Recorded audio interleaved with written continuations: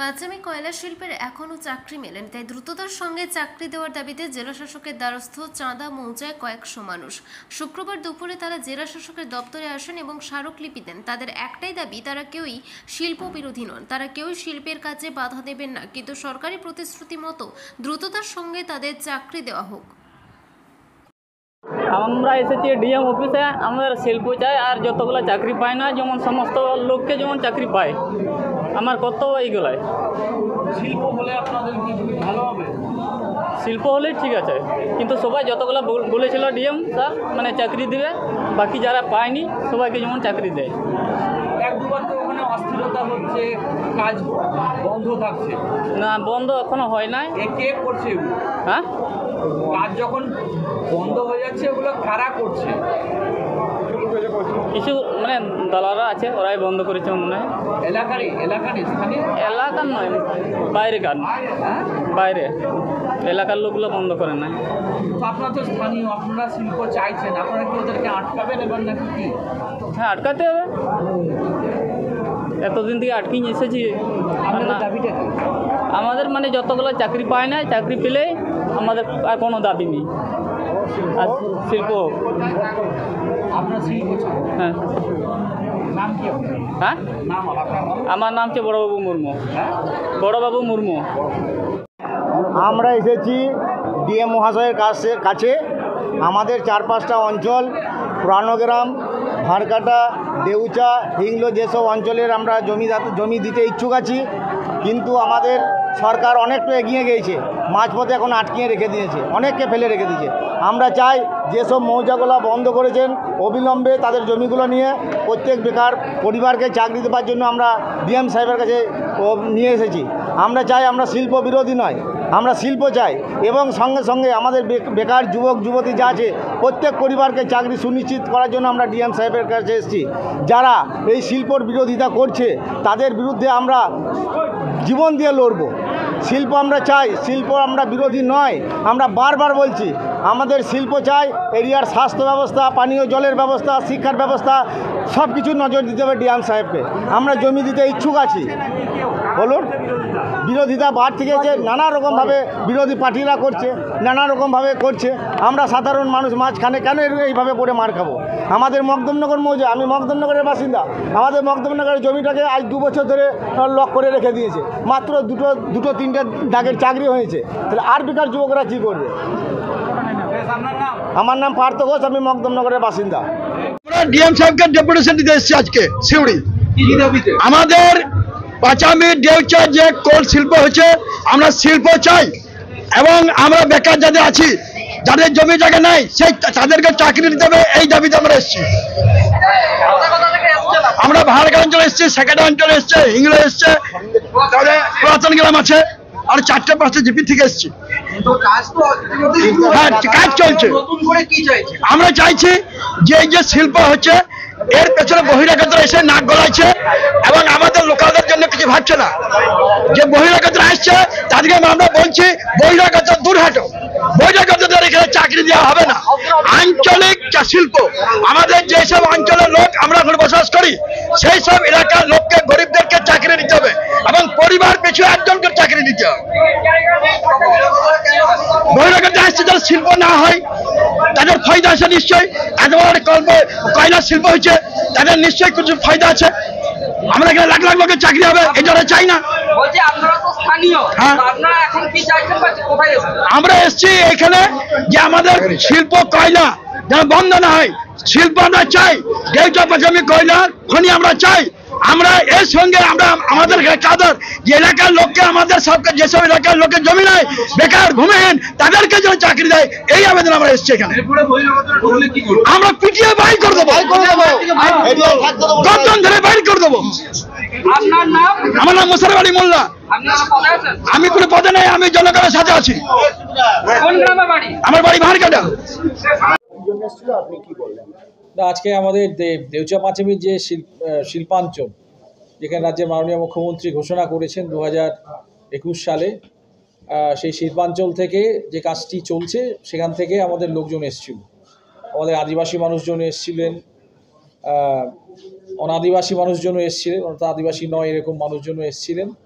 সবার একটাই বক্তব্য এসছেন, সেটা হচ্ছে যে দ্রুত শিল্পের কাজটি যাতে আমরা এগিয়ে নেওয়ার জন্য বলেছেন, আমাদেরকে অনুরোধ করেছেন, দাবি করেছেন যে কাজটি আরও দ্রুত করা হোক। এবং তার সাথে সাথে চাকরির বিষয়টি অনেকে বলেছেন, সেগুলো আমরা খতিয়ে সব দেখেছি। অলরেডি আমরা কত চাকরি দিয়েছি এবং এর পাশাপাশি আরও কত চাকরির অ্যাপ্রুভাল আমাদের কাছে চলে এসছে। অলরেডি প্রায় 2200 চাকরির অ্যাপ্রুভাল আমরা পেয়ে গেছি। আমরা 1500 চাকরি দিয়ে দিয়েছি, বাদবাকিগুলো আমাদের এখন প্রসেসিংয়ের মধ্যে আছে এবং সেটা দ্রুত প্রসেসিং চলছে। আদিবাসী মানুষদের অলরেডি আমরা 400 চাকরি দিয়ে দিয়েছি, এখনও প্রায় 200 একটু বেশি চাকরি আমাদের হাতে আছে, প্রসেসিং হচ্ছে। এগুলো আপনারা জানেন যে ক্যাবিনেট থেকে অ্যাপ্রুভালের পরে আমাদের জমি কেনা হয়, জমি ভেরিফিকেশান করে জমিগুলো কেনা হয়, সেই ভেরিফিকেশানটা চলছে। ভেরিফিকেশান করে জমি কিনেই আমরা কিন্তু দেব। আর অলরেডি আমরা ব্যাসাল্ট এরিয়াতে আরও আমাদের চাকরির আমাদের অনুমোদন চলে এসছে, সেগুলো আমরা তাড়াতাড়ি আমরা দিয়ে দিচ্ছি। ওদের একটাই দাবি ছিল, সেটা হচ্ছে যে এই দেউচা পাঁচামি কয়লা শিল্পের যে কাজ সেটা দ্রুত এগিয়ে নিয়ে যেতে হবে। আর তাদের কাছে আরেকটি জিনিস ব্যাখ্যা করেছি, কিন্তু ব্যাখ্যা করার প্রয়োজন হয়নি, তারাই নিজেরাই বলছেন যে বাইরের কিছু মানুষ তারা ইচ্ছে করে তারা ভুল বোঝাচ্ছেন মানুষদেরকে। বাইরে কিছু মানুষ এখানে আসছেন, ঢুকছেন, এবং তারা বলছেন যে আমরা গণতান্ত্রিক উপায়েই তাদের আমরা মোকাবিলা করব এবং আমাদের যে রুলস গাইডলাইন্স যেগুলো আছে সেই রুলস গাইডলাইন মেনেই তারা কিন্তু তাদের সাথে কথা বলবেন, তারা যাতে বাইরের মানুষ যাতে এখানে উস্কাতে না পারে এবং বাইরের মানুষ যাতে এখানে মিথ্যে যে অপপ্রচার চলছে সেটা এখানে এসে হোক কিংবা আমাদের সোশ্যাল মিডিয়াতে হোক বা অন্যান্য সংবাদ মাধ্যমে হোক না কেন, যে মিথ্যা অপপ্রচার যেগুলো চলছে সেগুলো তারা বুঝে নেবেন এবং প্রতিহত করবেন। এই কথাগুলি তারা বললেন। আমি তাদেরকে যে অনুরোধ করেছি যে আমাদের গণতান্ত্রিক দেশ, গণতান্ত্রিক রাজ্য, সুতরাং আমাদের আইন কানুনের মধ্যে থেকেই যা কিছু করা সেগুলি আমাদেরকে করতে হবে। বাদবাকি জল জমি যে বিষয়গুলি সেই কাজগুলি ওনাদের কাছে ব্যাখ্যা করলাম যে আমরা ইতিমধ্যেই শিবির করে ওখান থেকে আমরা কাগজ দিচ্ছি। যদি এখনও কেউ সেই শিবিরে তার কাগজটি যদি না জমা দেন তাহলে তার বাড়ি থেকেও আমরা তুলে নেব। সেটাও আমরা আমাদের এখানে বিডিও ছিলেন, মোহাম্মদবাজারের বিডিও ছিলেন, তাকেও আমরা সেই নির্দেশ দিয়েছি। এছাড়াও আরও অন্যান্য আধার বা ইত্যাদি বিষয়গুলি সেগুলি নিয়ে আমরা ক্যাম্প করেছি। আধার কার্ড হতে পারে, সেটা আমাদের স্বাস্থ্যসাথী কার্ড হতে পারে বা ইত্যাদি মানুষের স্বাভাবিক পরিষেবার যে বিষয়গুলি যেগুলি আছে সেগুলোর জন্যও কিন্তু আমরা ক্যাম্প করে সেই ক্যাম্প মোডে কিন্তু তাদেরকে দিয়েছি, আবার দিচ্ছি। এবং এটা একটা ধারাবাহিক প্রক্রিয়া, যেখানে জল কিংবা আমাদের আধার কার্ড কিংবা আমাদের স্বাস্থ্যসাথী কার্ড কিংবা রেশন কার্ড বা আমাদের লক্ষ্মীর ভাণ্ডার, এই যে বিশেষ শিবির তৈরি করে কিন্তু আবার সেগুলি আমরা দিচ্ছি এবং আগামী দিনেও দেব। বলছি, এই যে স্থানীয় বাসিন্দারা এসেই বলছে যে ওখানে বহিরাগতরা ঢুকছে, এটা নিয়ে কি আপনি বীরভূম জেলা পুলিশকে কিছু বলবেন? দেখুন, বহিরাগত নিয়ে তারা যেটা বলছেন সেটা হচ্ছে, বহিরাগতরা বলছে যে চাকরিটা নাকি পার্মানেন্ট নয়। আমি কাগজ দেখিয়ে দিলাম, তাদেরকে কাগজ দেখালাম যে জেলা শাসকের সই করে বা এসপি সাহেবের সই করে যে একেবারে সরকারি মেমো বসিয়ে যে পাকা কাগজ, যে ধরনের আমরা যারা সরকারি আধিকারিক বা কর্মচারী যারা আছি তারাও যেভাবে চাকরির কাগজ আমরা পেয়েছি, ওনারাও কিন্তু সেইভাবেই একেবারে সরকারের চাকরির কাগজ পেয়েছে। সরকারের প্রতিনিধি হিসাবে কোথাও আমি জেলা শাসক হিসেবে সই করেছি গ্রুপ ডির ক্ষেত্রে, আর জুনিয়র কনস্টেবলের ক্ষেত্রে আমাদের এসপি সাহেব বা তার ঊর্ধ্বতন কর্তৃপক্ষ সই করেছেন, একেবারে সরকারি সিলমোহর এবং মেমো সহ। সুতরাং সেটা যে পাকা কাগজ সেটা তাদের সামনে দেখিয়ে দিয়েছি। 2 নম্বর, তারা বলছেন যে এখানে নাকি আমাদের জঙ্গল নষ্ট করা হচ্ছে। আমাদের 326 একরে যে কাজটি চলছে, প্রাথমিক যে কাজ অর্থাৎ ফার্স্ট ফেজের কাজ, সেখানে কোনো জঙ্গল নেই, কোনো ফরেস্ট এরিয়া নেই। সেখানে 104 একর আছে হচ্ছে আমাদের ভেস্টেল ল্যান্ড বা সরকারি জমি, আর 222 একর আছে আমাদের প্রাইভেট ল্যান্ড বা রায়তি জমি। সুতরাং সেখানে কোনো ধরনের কিন্তু ফরেস্ট এরিয়া নেই।